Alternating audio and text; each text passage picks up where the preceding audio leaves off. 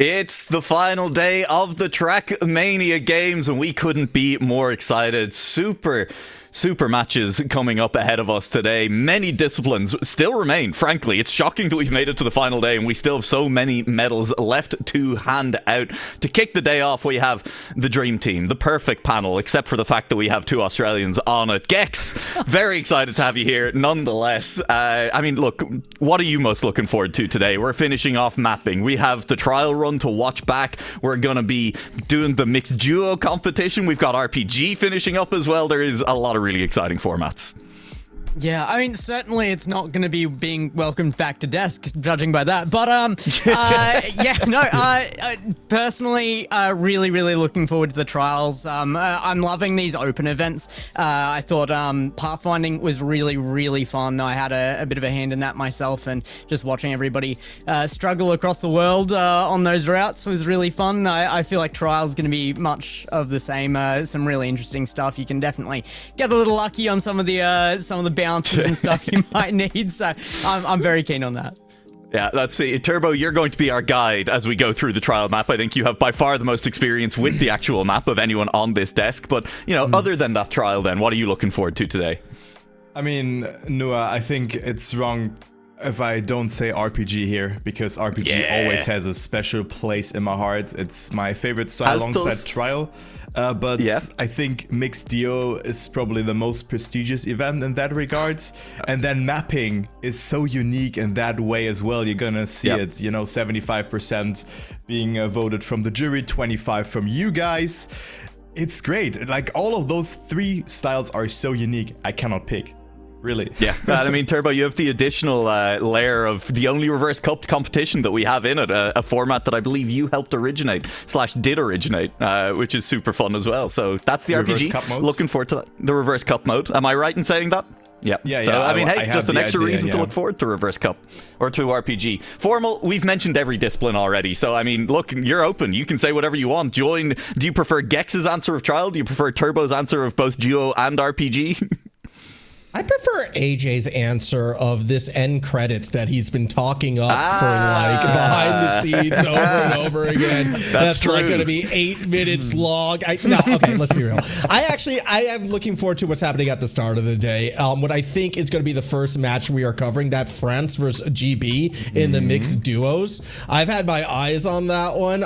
No matter what, one of the big three is going down to the lower bracket. That has me excited. So I don't know. Maybe I'm just playing what's in front of me right now. But I just want to get straight into the action, and I have to sit through 20 more minutes of you guys. Ugh. Yeah, well, okay, hang on. We're going to, first of all, let's take a look at the schedule to see what we get to sit through today. Of course, that mixed duo kicking off the day. We will have a special guest joining us for the mapping review in a little while. That'll be 2 hours in which there will be audience participation, a public vote on the 25 best maps submitted for the mapping competition along the way as well. RPG finishing off after that, and then at the end of the day, as was said by Turbo, potentially the most prestigious tournament, definitely one that a lot of people have been looking forward to. That mixed duo will wrap up to finish off the Trackmania games. It's going to be a super exciting day of Trackmania the entire way through. I'm looking forward, frankly, to all of it. If you just showed me this in a vacuum, if this was all the Trackmania games was, I'd still be very excited about it. But we've already had 5 incredible days of competition. We've already had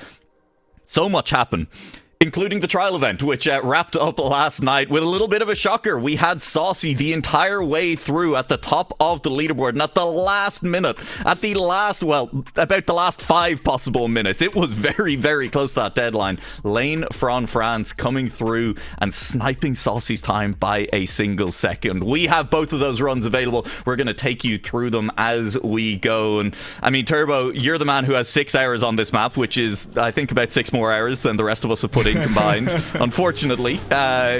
Talk to us a little bit about how this track felt to play, the difficulty of this as kind of compared to other trial tracks you've played in the past.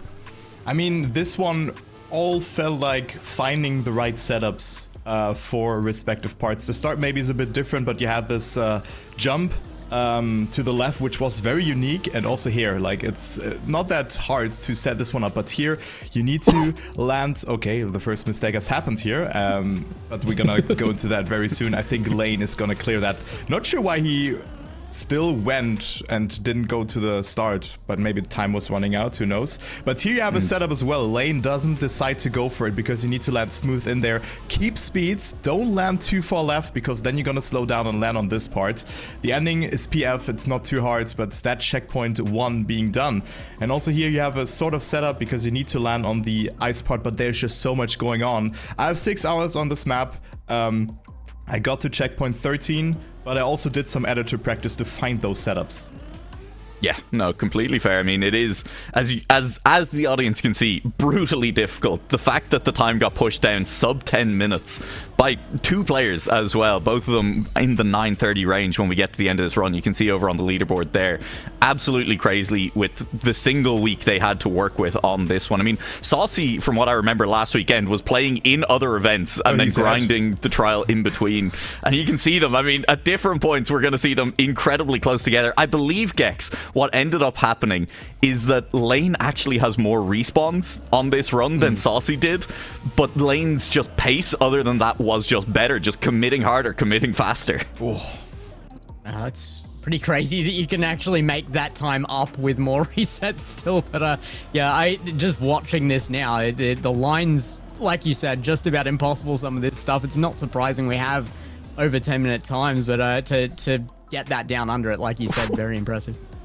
Look at them, they're side by side. We're a couple of minutes into the track and they are still so close as well. Some of it is going to come down, Formal. I know you've watched some RPG with me in the past. We've done things like that. Respawn discipline is unironically something that's worth talking about, right? We saw that first respawn from Lane earlier in the track, and frankly, I mean, Turbo kind of called it out. It looked like he didn't have speed early. He still waited and tried to make the jump in order to, you know, see if he could make that jump. But sometimes, you know, if Saucy had pulled the trigger a little bit earlier on one respawn, right? Potentially. I mean, it comes down to it. Wow. One respawn a little bit earlier. In the wall.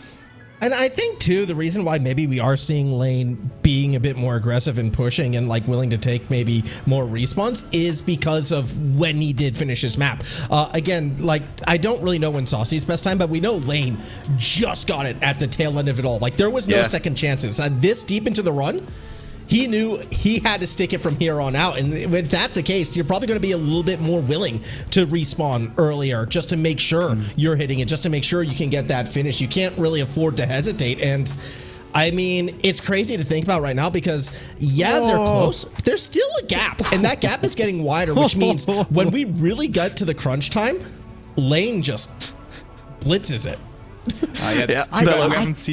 Too bad we haven't seen that part there where Lane was, because there's also a very precise setup. You kind of aim for, I think there was like a line on the ground, and then you just stand still, press right or press left before you start accelerating. Accelerate, and then, well, you go over there. Else, you will not clear that jump.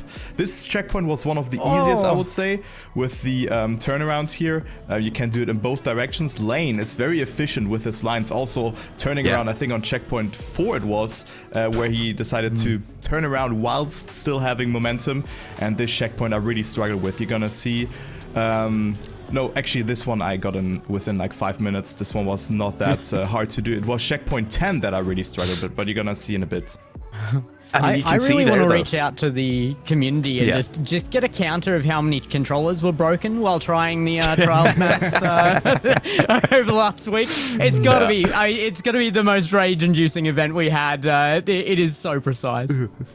It really is. And you can see it, right? That thing we called out, that it was ultimately slightly more respawns for Lane than Saucy, but Lane is just sending on every single one of these checkpoints. You know, there's not really those pauses to line up. Again, as has been pointed out in Twitch chat as well, Saucy's time was set a few days before the close of the event. Lane was setting his time right at the deadline. Knew the standard that was required, needed to just send it, right? And especially having had a couple of early respawns, Turbo, right? As we've seen, Lane's respawns, there was a few early on in the track as well. Kind of knew he just needed to continue to send on every checkpoint from here on out. Yeah, the time was ticking, and I mean, checkpoint 9 was so clean. You can see how much, and look at this. You need to balance yourself through there and then land on a beam, and he barely got it. Like, the thing is, I also got the checkpoint I got the checkpoint within like 10 minutes when I did it with editor practice. But I've never done this jump beforehand because you need to be fully straight beforehand to just have a chance for the setup. Then Turtle is a no-brainer for most trial players. I found the checkpoint very easy as well. But there's also an ending, and if it takes like 20-30 seconds to get to this part, to the ending of the checkpoint, well, your run is kind of over when you're Lane or Saucy, right? Yeah. I mean, that's a 30-second time loss if you have to respawn at any point here as well. I mean, yeah, this part here. Like, you need to squeeze yourself in there and then boom, into the checkpoint. And from what I gather, too, this was Lane's first attempt, right? He just waited to the end to try for the first time. Just knew everything instinctually, right? Yeah. God, trial players are a different beast. I mean, look, even when we're lying about them, just the skill set that is required is very, very unique in Trackmania a lot of the time. You know, I mean, this precision driving, especially in TM 2020 compared to, you know, the earlier games, the acceleration penalties that you get in this game really did change what trial mapping meant and what trials maps were. Lane avoids the slide out on that ice section, thankfully. It's so good that even when you're finding the transitions and stuff that aren't that difficult, they still look incredible. It's one of the most inventive game modes. Yeah, now one of the hardest part of the track, actually. This part, so you need to balance and then steer to the right, get perfect landing in there and jump into the checkpoints. And also the part before, and you have to hold gear 1. You don't want to gear up, else you cannot jump through the scaffolding. Yeah, Gex, I know you saw the clip of Spammy trying that section in particular that ended up in our replay as well, where he ended up just about making it, but it was dodgy, a little bit questionable as well, but he did make it. There's some great clips in those replay segments as well, but yeah, oh my god, I've really enjoyed doing those. Been a lot of fun to get to recap our weeks, and I get to see the best of it without having to slog through it like you guys every time. Yeah, that's true. It's been great seeing all of the community engagement, seeing the clips coming in from all of the streamers participating as well has been super, super fun. DM Games has been great, and I mean, Jesus, we get to watch incredible trial driving as well. At the moment, you know, Lane is a long way in front of Saucy. You can look over to the left there, right? Neos. He's what, 7 minutes into a trial map and he's neoing? Come on. That makes sense because this turn, like, I had a setup there as well, but it was incredibly hard. That was the checkpoint where I quit on, but you can see Lane has had a lot of respawns and Saucy is ahead. Yeah. We're going to the penultimate checkpoint right now. I have a friend who's like addicted to Neo Slides. He's going to be in the chat somewhere just going, Neo Slides mentioned! Neo Slides mentioned! This is the person that you know, the like 4-hour map of just Neo Slides was built for. I finished very happy with 13-hour map of that, so I might be that person. I like this trial map better. I'll say it. I think this is better than 13 hours of Neo Slides. I'm sorry. My personal favorite map so far that anybody has tried had to be during our bingo phase with the that one map that was just about 10 minutes of driving at 1 kilometer an hour. That was my favorite, for sure. Okay, so we approach the end. This is the last checkpoint, and you can see Saucy and Lane are neck and neck. Oh my god. Just a full speed section in the end with a, not lucky bounce, but you need to set it up, but you need to survive those transitions, then boom, go in there, and then bump from this block to the ending. Lane got it very good, and he makes it. 9:33, I mean...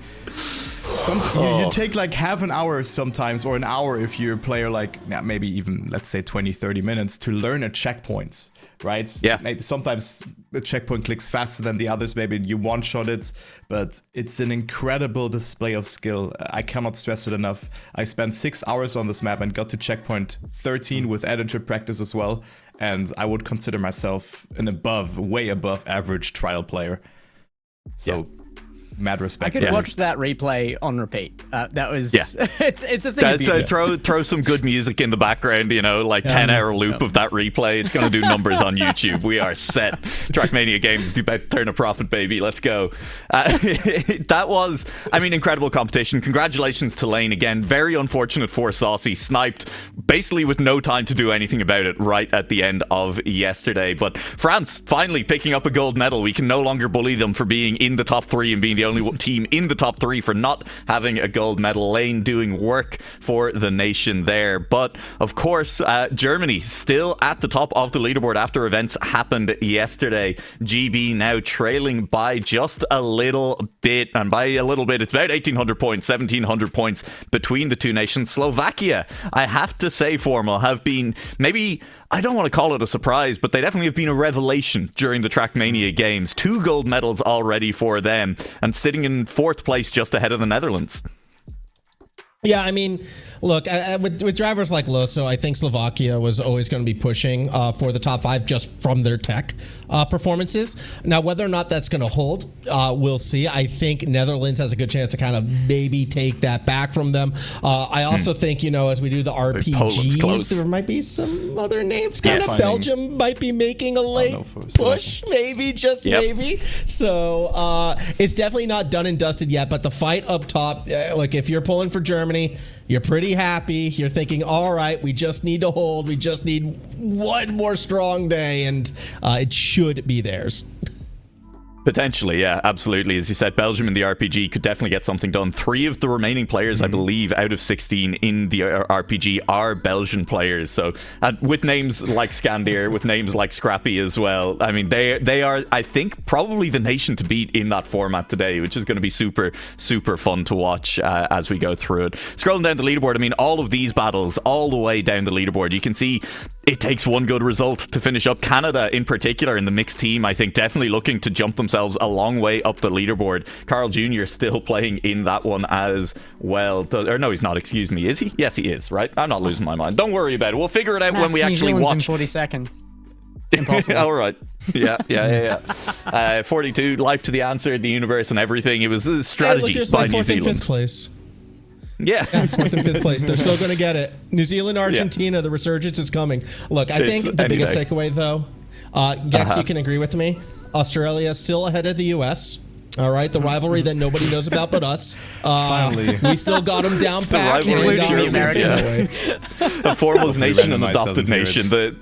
It's the rivalry that matters to nobody except Formal. Incredible. Yep. You love to see it. And it's going the right way. Hey, let us move very quickly on because, hey, we're rapidly approaching game time. We still have ground to cover. Let's talk a little bit about the mapping event that is going to be happening later today. We're going to fly through talking about this one. There have been every nation nearly mapping assiduously for the last 3-4 weeks at this point. This event began before anything else in the tournament. And with constraints on what they could map, you could see they had that logo on the ground that they had to build around. They were allowed to raise and lower the height of it, but not much else. They had to build the best map they could from that. The 25 best maps have now been selected and they will be shown off on stream later today. We're bringing in an expert panel to do that. Randomize, you're going to be, Randomize is not here, but Randomize Turbo, you're going to be joining Randomize for that.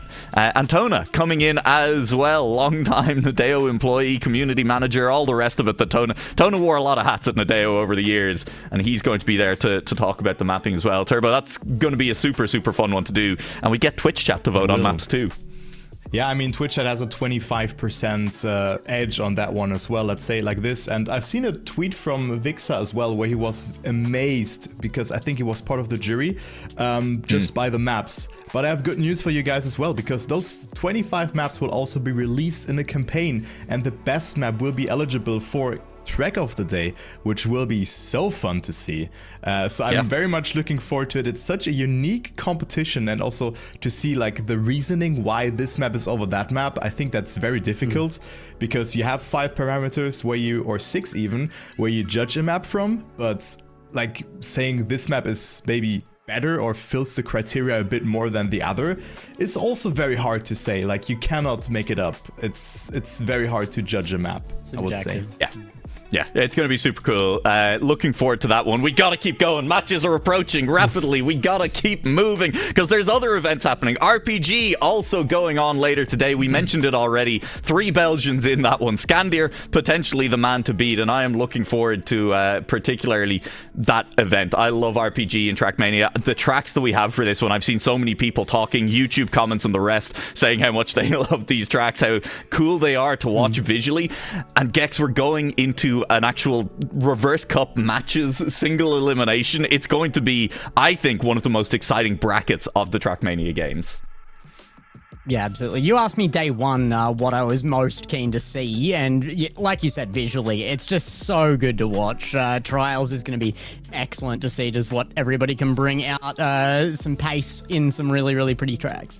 Yeah, it's super, super exciting. I mean, we saw already in that kind of when we had to cut down the number of players from 32 down to 24 down to 16, the drama that RPG could cause. And when we get into those 4-person matches, it is going to be just that much more exciting again as we go. RPG, though, we don't have time to talk about. We don't have time to go in any more in depth on it. We'll go into it later when it actually starts. We're getting so close to match time. I keep saying it. Let's talk about the mixed duo because that is where we are kicking the day off. And look, there are so many good teams remaining. We could talk about them all day long, but I just want to focus in on the match that we are going to be watching in just a few minutes here because it is an upper bracket match. We are starting in the upper bracket despite the fact there are lower bracket matches going on at the same time. This upper bracket match, we couldn't miss it. We simply couldn't miss it. And that is because it is the team that has both of the winners of first and second place from the mixed solo competition. That is Bozbez and Epos GB2 up against them. France 1 Turbo. That is Binks and Otak. That is the team that competed in the World Tour as Boca. That is one of the top teams in the World Tour. And I'm so excited to see if this Epos or Boss squad, a team that they've talked about duoing before for competitions, it never quite came together, if this squad is as good as we all hoped it would be.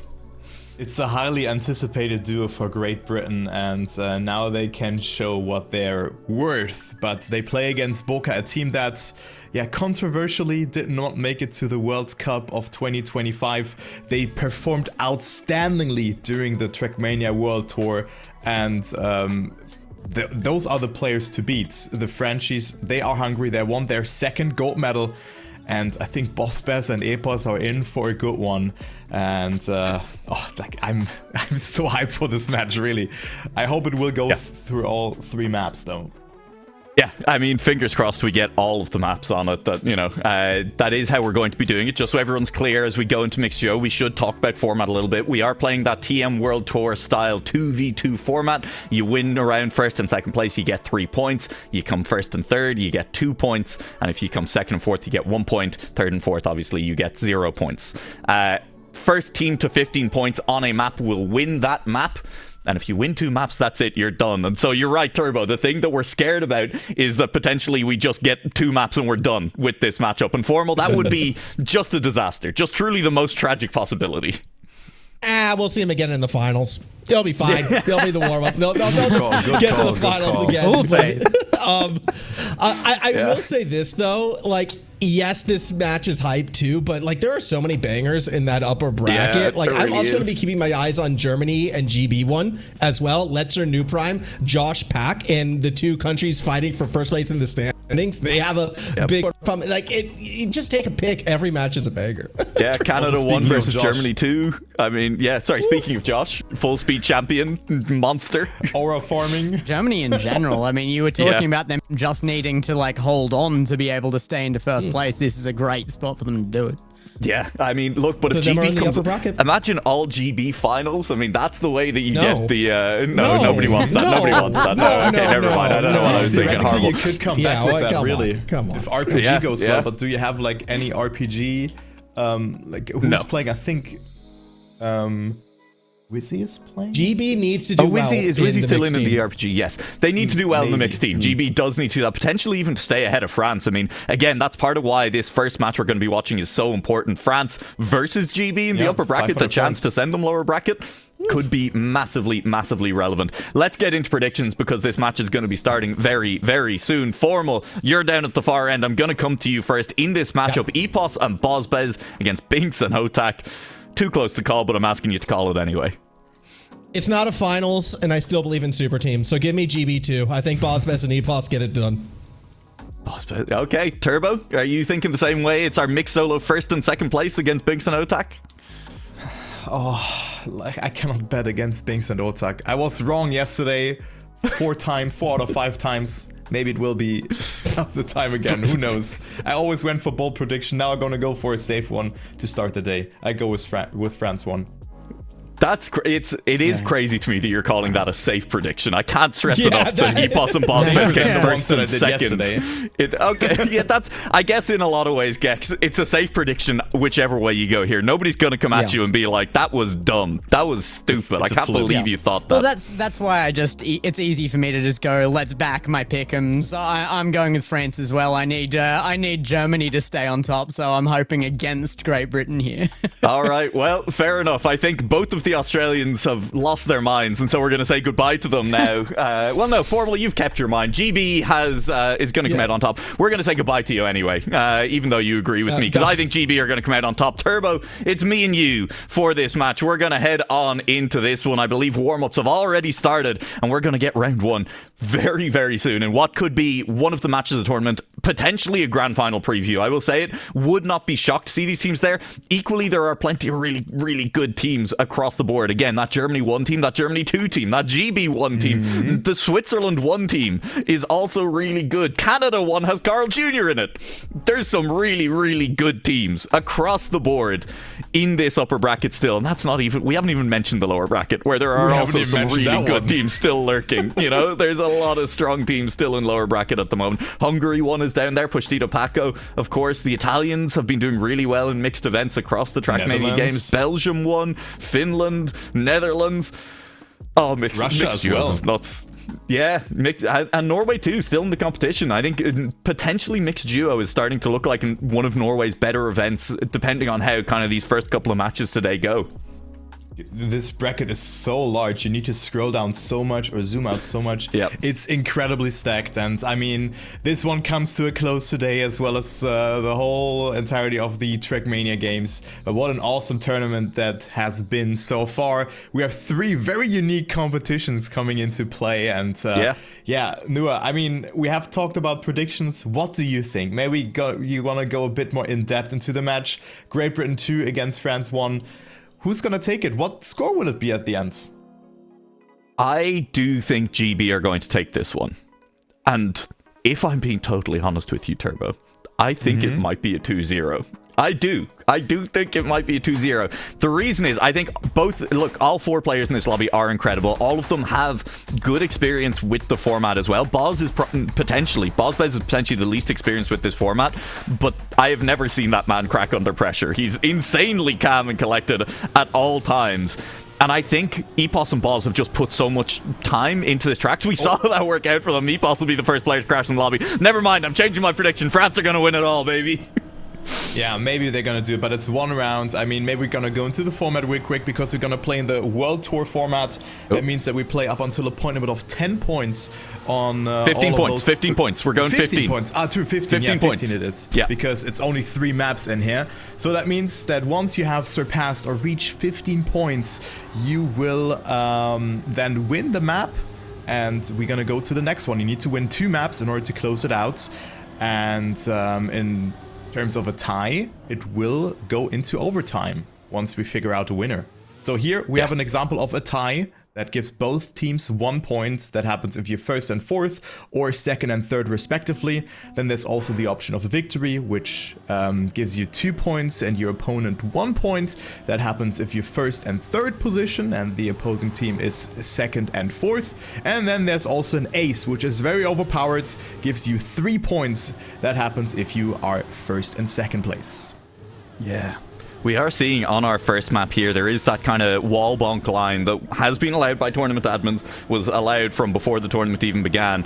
GB going for it. France not using that line, and you can gain about a tenth and a half potentially if you get that absolutely right. And we are seeing that difference on track at the moment. Bozbez and Epos about a tenth and a half in front of Binks. Otak has fallen a little bit further away, about 4/10 down from both of the British drivers at the moment. And this is potentially an ace for GB. This is what I was kind of looking at. I think both of these drivers are so strong. I think they're driving so well. Binks potentially has a chance to snipe. It'll come down to this ending as well. Great end from Binks, who will get in front of Epos by 0.004 of a second, denies the ace, and that is huge from Binks. What a finish. What a final outside dirt from Binks in order to put himself in that position. 11 thousandths of a second there also just for that first position, but it's so important to deny that ace, because getting 1 point out of those rounds where your opponent gets 3 points away from you is so important. So it's 3-2 instead of 4-1, but again, Great Britain 2 with an amazing start here. Binks and Oltak not opting for the wallbang, maybe also taking the start a bit more cautious, maybe thinking about a bit too much, but Epos and Bozbez with a commanding lead, and they can now get the ace across, because Binks and Oltak are even further behind than in the previous round, bumping too much here as well. Binks losing a lot of speed, he's 0.35 away, so Bozbez and Epos, they should not throw this one away. They will have a comfortable lead to work with going into round number 4 here, and look at that turn. Oh no! Just when I say that, Bozbez with a mistake. That's very unfortunate. I mean, it's still 1 point, they're still ahead, but much more was possible in this round here, Nua. Yep. Yeah, no, it definitely was. And I mean, I think in some ways, though, that's the scary thing for the French team right now, is that GB just look to have them on pace, Turbo. I think that's fair to say. On this opening track, GB just have the better pace, and all it takes is one round where Epos and Boz both get cleanly to the finish, and where Binks doesn't manage to pull off heroics. That's what it took, as a reminder, a couple of rounds ago, was heroics from Binks in the final couple of turns to deny an ace at that point. It kind of feels like France need things to break their way, or they need to find a bit more pace in the next few rounds, because otherwise a GB ace is starting to feel inevitable, and once an ace comes through, the gap starts to get so big so quickly. Yeah, just a game of chance. It's not does it happen? It's like, when does it happen? In what round? Yeah. Maybe this is what now comes into play. But Binks got a very good start. But you could have also seen how much this wallbang is really gaining. Epos having to readjust in that drift though. So Binks moving up into the lead. And that is very important for France though, because they will deny the victory and or the ace again. Oh, no, they won't. Bozbez with an amazing ending, getting the victory for Great Britain 2. But still, good fight from Binks, but the ending, I think, it has been the make it or break it point. I've seen a lot of players failing this one, but you can also gain a lot of time there. Yeah, absolutely. I think of our 3 mixed maps, the end on this track, Bourdon in particular, does cause problems or provide opportunities more than any other track. Absolutely has been the case in this match, even to begin with. We've seen a Binks snipe, now we've seen a Bozbez snipe right back at him, and I mean, frankly, you know, Binks' snipe was to deny an ace, Boz's snipe was to secure a win. And that's the difference between the two teams on this track right now. GB are just applying more pressure. They're driving a little bit faster. Binks has managed to up the pace, but Otak is looking rough out there on Bourdon to begin with. He's made a mistake at the start of this round. He's down by 9/10. And once again, it falls on Binks' shoulder to deny both GB players. That's a mistake from Bozbez, though. We'll see how far back he drops with that clip. But this battle up front at the moment, Epos, more speed into the end. I think Epos may have full crashed. That'll be Binks through. It is an ace going France's way, and that is deeply against the run of play, Turbo. Yeah, I mean, the first couple of rounds looked so promising for Great Britain too. I think the first 3 starts, they were like ahead by 0.2 from 3 of a second. That was a must for them to get at least 1 ace in those rounds. But now it's France 1 leading here with 1 point. Of course, the point limit is 15, and the gap could even just widen and widen here in this round, because we already have seen the first mistake from Bozbez. So all eyes on Epos. Gets an amazing wallbang though. Look how much it gained for him, and also, like, very nice map, I have to be honest here, from Leroy and Feet. So also interesting to see Feet in there, like being featured on this map. Very good player. I didn't know that he was also mapping every now and then. Yeah. I have no idea, I have to admit, what Feed's involvement was with the mapping process for this one, but hey, we'll have to ask at some point. We'll get an interview with the French. Jesus Christ. Yeah, that's true. That it could have been feedback. Epos is getting gained on by Binks here at the end. Binks again on that final corner looking really good, but he will not be close enough to lunge this time. And this is one of the strengths of this British squad. We've not really seen it, but both of them fully capable of setting really good times. That 55 flat from Epos is so quick on this track. He's 3/10 off world record there. Both Epos and Boz are capable of putting up those times, which means it's generally speaking going to be incredibly hard to ace this team. The fact that France got an ace against them on this map is huge. I mean, it's put them 1 point in the lead, and I don't think you can rely on getting those aces where both players make a mistake against Epos and Boz. Yeah, I agree with that. Epos just looks so consistent at the start. He has made one mistake, I think, in round number 1 or 2, but other than that, he always got a gap of 0.1, 0.2 of a second also in this round. But now this could be the breakout round for Great Britain too, because Binks made a slight mistake there, had to readjust. Bospez overtaking for second position, and also Epos having a comfortable lead. However, Binks fighting back. He knows that he has to deny that ace, else Great Britain is up to 10 points. 5 more points then for them to go and win this first map. But Binks with a good slide. Bospez having to readjust here and is quite far behind, and Binks is really pushing it here, going so far outside, trying to accumulate as much speed as possible. But Epos is going to win the round with another great time, 55.154, only 0.1 slower than the previous time. And look at this, it's kind of reset. It's 9-9, still 6 more points to go for either of the teams. 2 more aces would seal the deal, of course, but yeah, it's so close. Even though we had to have said it already, Great Britain 2 looking a bit faster, but now they made another mistake again. Yeah, speaking of GB looking a bit faster, I'm going to give you an insane stat, Turbo, about this match. We played 7 rounds. Bospez has won 3, Epos has won 3, Binks has won 1 round, and the teams are tied. That's how strong an ace is in this format. That 1 round that Binks won, Otak was in second.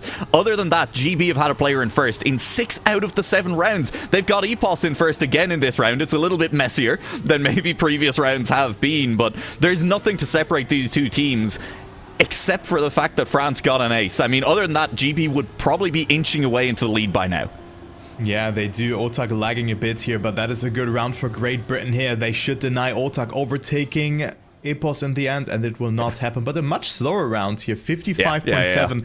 Epos, didn't he crash the start, or he did? Was it Bospez? Epos made a mistake. Yeah, everybody made a mistake. Great Britain 2 staying ahead. It could have definitely been an ace for either of the teams, just considering the mistakes.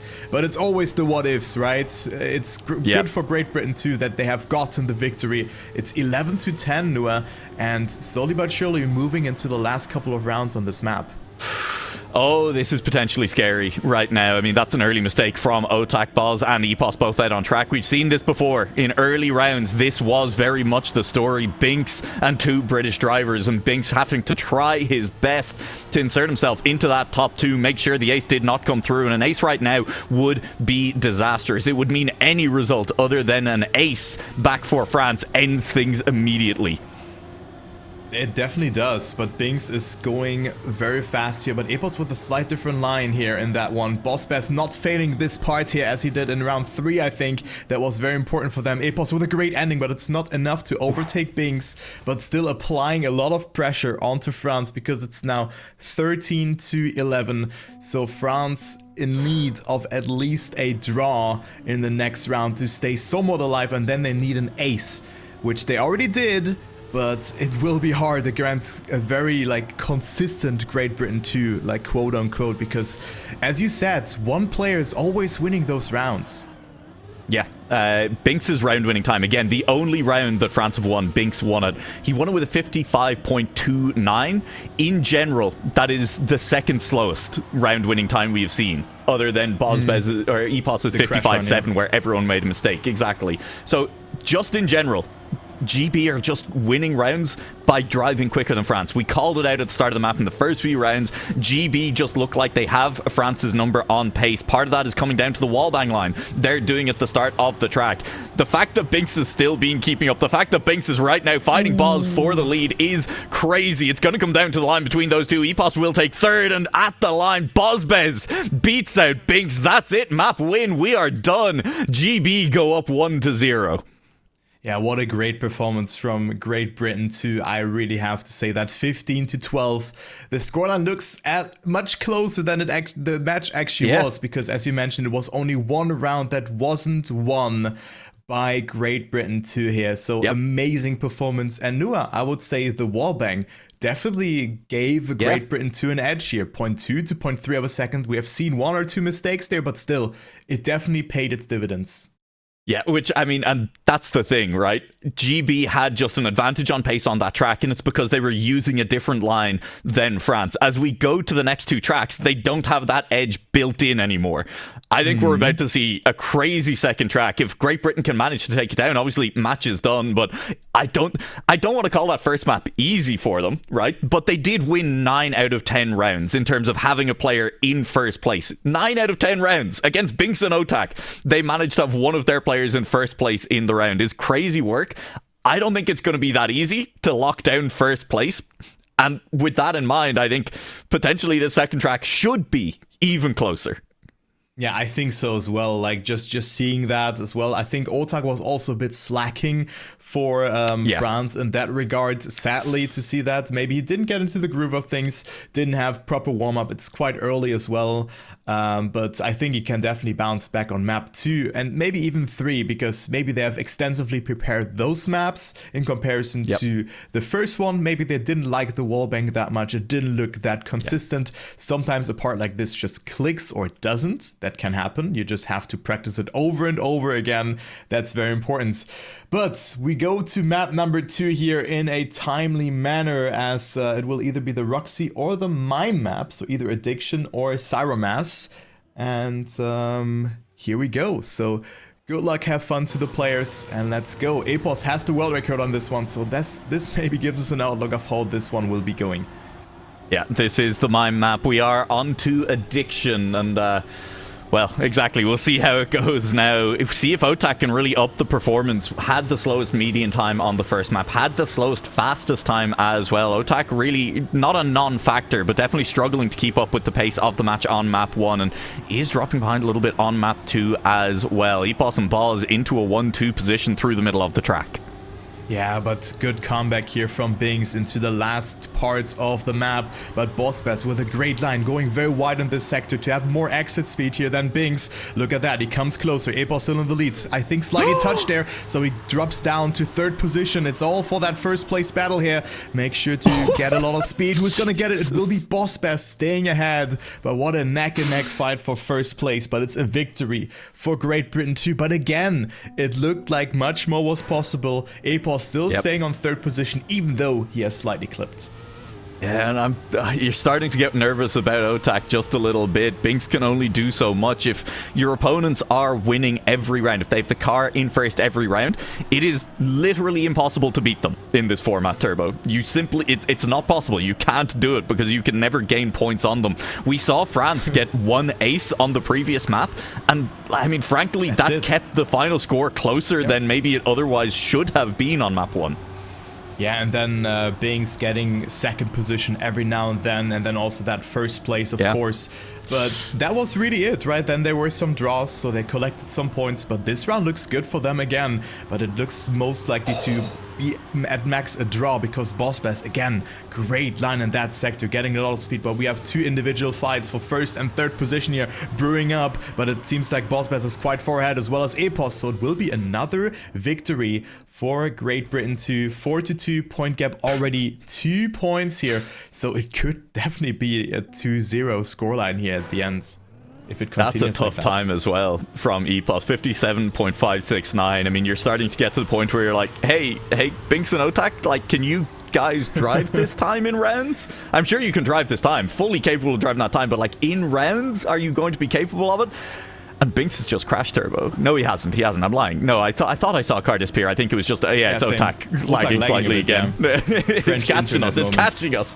French internet. Well, I don't know if Germans can speak about French internet moments. I've seen German internet. That's going to be a crash. It is Epos who has made the mistake. And once again, frankly, against the run of play, in moments when it feels like they shouldn't be, it looks like GB might give up the ace to France. It's on Boz to deny. Yeah, and now maybe pressure also comes into play to see that France might go up on front. Otak again lagging a bit, but Bospez again getting so much speed with his smooth steering. We can also talk about a setup here in a second, but look at this ending from Bospez from third to first. This is incredible. What an amazing ending from Bospez. And Epos also overtaking Otak. And well, that's how quickly the pendulum can swing. It could have been a 4-5 scoreline, but within just one ending section on addiction, it's 6-3 for Great Britain too. But I was talking about mouse or just the setup from Bospez. Maybe you can run us through how he plays here real quick. Yeah, Bospez, of course, has everything bound to his mouse. He was having, I believe, wrist pain when he was younger and stuff, playing with a controller. He played a lot of games along the way and was like, right, well, want to play Trackmania? Started binding stuff to his mouse instead. He steers by moving the mouse. Now, it's not that, like, you know, if his mouse is all the way to the right of the desk, he's steering right. He has to keep continuous movement, and the speed he is moving his mouse at determines what his steering angle is. It's crazy. It's crazy to me that it works for him, and it's crazy to me that he is, again, arguably one of the best mixed players in the world with that setup. Yeah, I tried it as well in 2023, I think, at I think it was Racer Summit, where it was Epos's first big win, I would say, and that really put him on the radar. I tried it on Bospez setup, but again, quickly, Great Britain should have lost this round here. It could have been another ace for France, but it's falling apart. I'm going back to a couple of rounds, last round, the round before that as well. I mean, I think we're at a point where France, it took an ace in map 1 that was gifted to them by GB to kind of keep them alive in that map. On map 2, they've been gifted the ace. That's, frankly, Turbo, they've been gifted the ace, and they just have not accepted. They have not allowed GB to give it to them, and they're down by 4 points. They're in a little bit of trouble all of a sudden. GB may close this one out. I called it. I said I do think GB have the pace and the players to take this down 2-0. We're rapidly heading this direction. An ace now for either Otak flashes back in. Never mind, they're not in ace position. But if Epos can catch Otak here, if there's another mistake from Otak at the end of this track, if it's an ace, GB are looking done. It's looking over. No, he's fine. He's still there. He's going to reappear any second. Epos is going to try and catch him at the end. I don't think he will. But it's just round win. It is 5 round wins in a row for GB. It's 10 points to 5, and they are a long way in front. That's what you usually don't see, like 5 round win victories in a row. Like that is quite something. But it kind of explains how this match went for France. They could have been ahead by a lot, actually, with those 2 aces, but they decided to refuse accepting that gift. And also here, Otak falling apart. Otak sadly not playing a significant role on Binks now as well, so this will most likely be the ace for Great Britain too. Are they aware that both of their opponents made mistakes?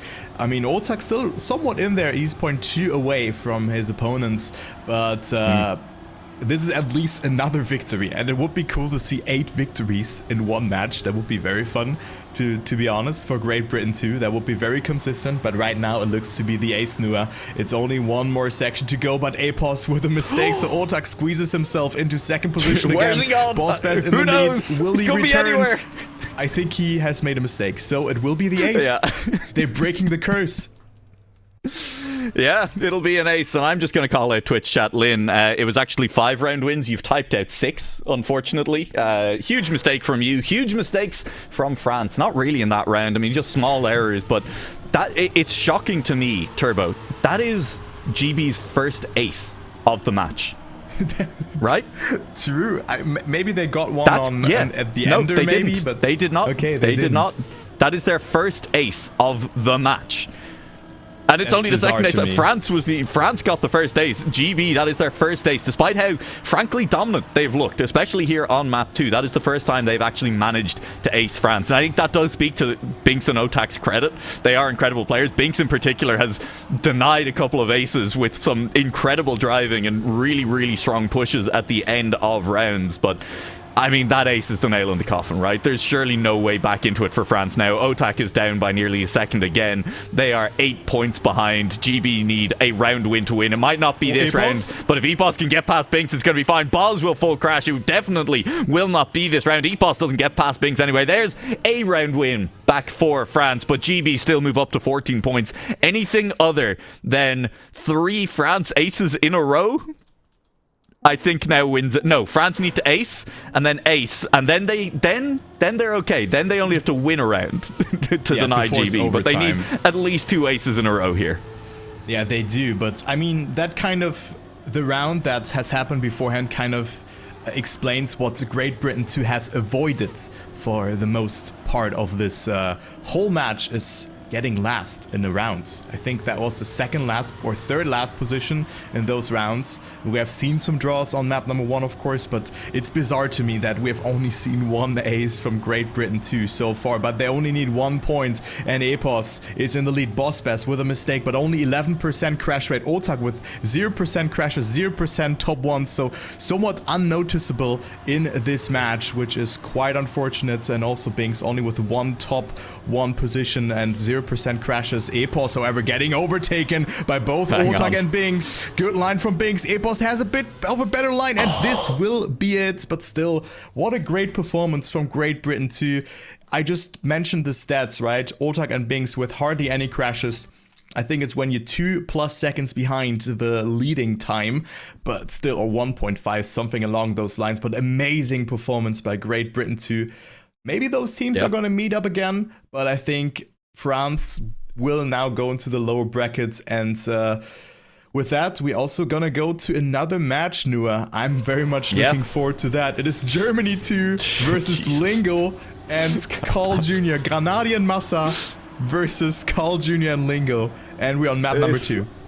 Yeah, this upper bracket's disgusting. It's disgusting. Carl Jr. and Lingo against Granadi Massa is a filthy match. Lingo's going to touch out on this one. Germany in ace position as well. We joined Canada up 3, having aced round 1 on this track, but looks like they're about to be aced back the other way, especially with that touch from Carl Jr. He bonks the flagpole, and Germany just need to keep it clean to the finish here. And I'll be honest, I do think you probably favor Germany in this match, despite the fact that Canada have Carl Jr., right? Massa Granadi, top 4 world team. I mean, Granadi Massa have proven themselves as a duo.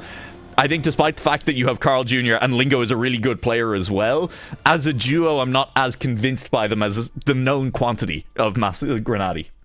But that's Germany 2, not Germany 1. So Letza and New Prime will be playing for Germany 1. So I forgot. Keep that in mind. Jesus. So that's incredible. Germany also has quite the lineups in here. But let's see how this one goes. It's 3-3, same format as here as well. Point limit is 15, and now we're on a different map. We're on Saramas from Roxy, who has also provided an amazing map to this competition. Also has built maps for XP Evo, of course. I think 2 or even 3 maps for XP Evo so far. Amazing maps, great scenery, unique style of putting blocks together. It always has a unique style to it when you have a Roxy map. But Lingo here proving himself, his worth that we just talked about. He has been improving so much in the last couple of years, and now he's betting out with Massa. Massa didn't get a good outside line, so Lingo slingshotting into first position. Also Carl was ahead of Granadi, but cannot capitalize from Granadi's mistake, so it will be a draw. 4-4 it is, but it could have been much more for Canada in this round. Yeah, I mean, tough, right? I mean, the smallest clip from Carl Jr., but at a very fast section of the track meant that he was just at low speed for a while. Granadi able to catch up and overtake on that one. And so, 4-4, still a lot to play. The 15-point limit in these close matches really does feel like it is a long way off until some team gets a couple of aces, gets 1 ace even, and all of a sudden 15 points starts to loom very quickly. Better start from 3 of the drivers this time around. Lingo, small mistake, but only about half a second down. Definitely still in position. He's going to be more than half a second down now. So is Massa, as both of them will drift away from this front 2. It is Granadi versus Carl Jr. up front. Yeah, great fight here. Good lines from both of them, opting different for the eyesight part. After that very tight eyesight, you cannot really lose the gear there, but the angle is so important that you enter and exit it with. It's a very thin line, but Granadi with a mistake. I mean, the battle for first is decided with that. Granadi will still stay on second place. Massa, however, is getting overtaken by Lingo, who also came dangerously close to Granadi, but still 0.2 of a gap into the ending. And Canada moving away, now ahead 6-5, and Germany kind of resetting their mindset here by the looks of it. And they need to do something in the next couple of rounds. As you say, the 15 points, they come very, very sudden. If Canada gets 2 aces, well, they're 12 points. Germany should definitely deny that. Yeah. That touch from Granadi towards the end there, you know, outside dirt touches are often one of the less punishing mistakes that you can make in mixed kind of tracks in general in Trackmania. But on this track in particular, that final outside dirt, because you're going into a very fast grass section afterwards, when you make that touch on the outside on the dirt, you lose your speed, you lose the gear as well. You don't really get a chance to regain the speed. So we saw from Granadi on that last round that it ended up being kind of a 6, almost 7/10 loss. It nearly gave Lingo a chance to catch back up on it. So definitely keep that one in the back of your mind. You know, in terms of outside dirt touches, this is maybe the most punishing outside dirt touch I've seen on any mixed track. Definitely, that's for sure. But look at this round here. Lingo, the player who's the furthest behind, but it's 0.15 of a second. Carl Jr. versus Granadi for that first position. It will be so close, all decided in the ending, and Carl will not be able to get it in the end. It's the counter victory for Germany, but what a great round. I think the closest round we have seen so far in this match while we were spectating. It's 7-7, 8 points to go for the teams, but this one gives us like an outlook as well of how the future rounds are looking like. Pressure is on, but sometimes, and usually that occurs for most of the players, that's where they perform. Yeah, I mean, all of these players, I think Lingo may be the one question mark in terms of ability to perform under pressure in this lobby, but even Lingo has been playing plenty of competitions over the last couple of years. Even Lingo is kind of a known quantity at this point. He has played plenty, but the other three, veterans in ways that very few other people in the Trackmania esports scene are. So when it comes to the pressure of this match, you expect all of them to be able to stand up to it.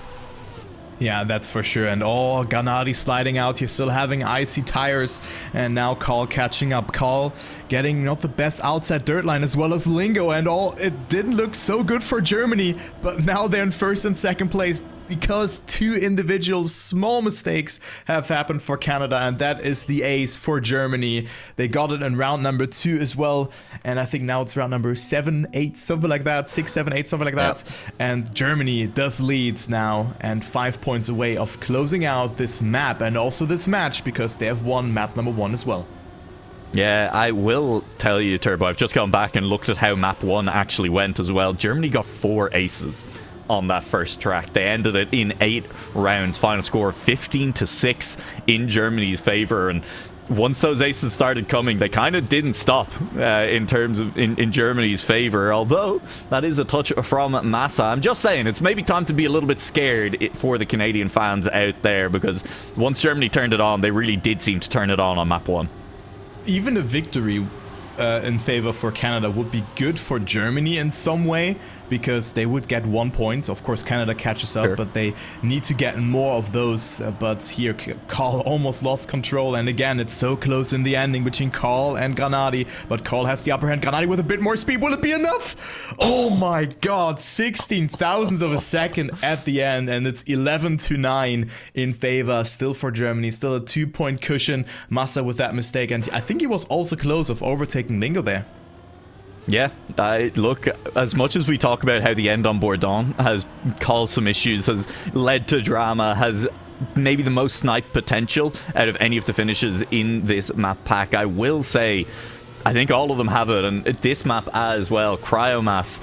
we've seen some really cool snipes because you're rounding that final corner with so much speed. If you can kind of line yourself up just a little bit better than your opponents, finish closer to the right side of that finish as well, and get a more direct line, there is time to be gained. You know, maybe not a full 10th, but if you're close enough, you can definitely lunge. You can definitely look to get a snipe on people at that finish line. And right now, both Massa and Grenady are within a 10th of Carl Jr. I think that was a bit of a rough end to that ice life for Grenady. Will lose a couple of tenths as we round this final corner. Carl Jr. and Massa are wheel to wheel. Cleaner lines from Carl Jr. though. Massa just can't keep the car as straight. Carl Jr. will end up taking the round win away from the German, and that'll be a tie. But we are in a position, you called it, Turbo. I think we're starting to say ties are German favored.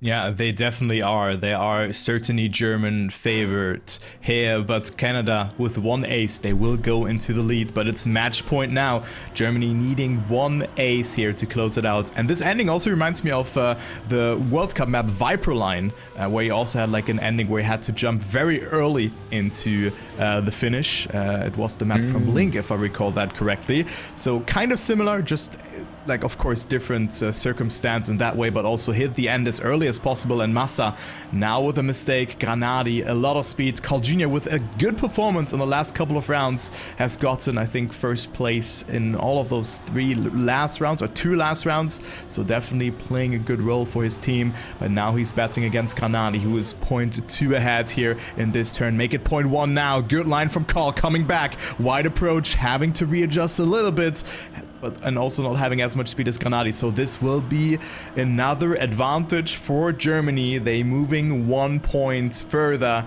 to that 15-point threshold. Even though Massa made that mistake, Grenady's there and has his back. And also a good time, 57.8, only 0.35 away from the world record here, Nua.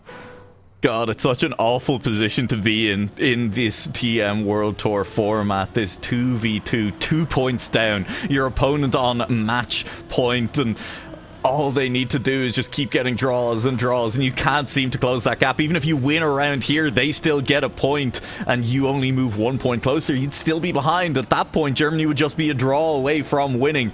The early mistake from Grenady is big. This is a chance for Canada to take an advantage. Carl, though, will touch on the outside of the dirt. It's all up to Lingo right now. Another draw would be disastrous for Canada. They really need to walk away with at least a round win here. Yeah, let's take a look if this would happen, because Grenady right now is on 4th position. He is still behind Carl Jr. Massa with a great slide, and also Lingo having to readjust here. So 1st position looks to be secured for Germany, and also I think 3rd is out of reach, so it's another draw, 3rd draw in a row, but Germany only 1 loss in their favor, 1 second place away of making it into the next winner bracket round, into the winner bracket semi-final. Still, great performance from Canada. And I think also that we are now still on map number 2. I think both matches starting at the same time.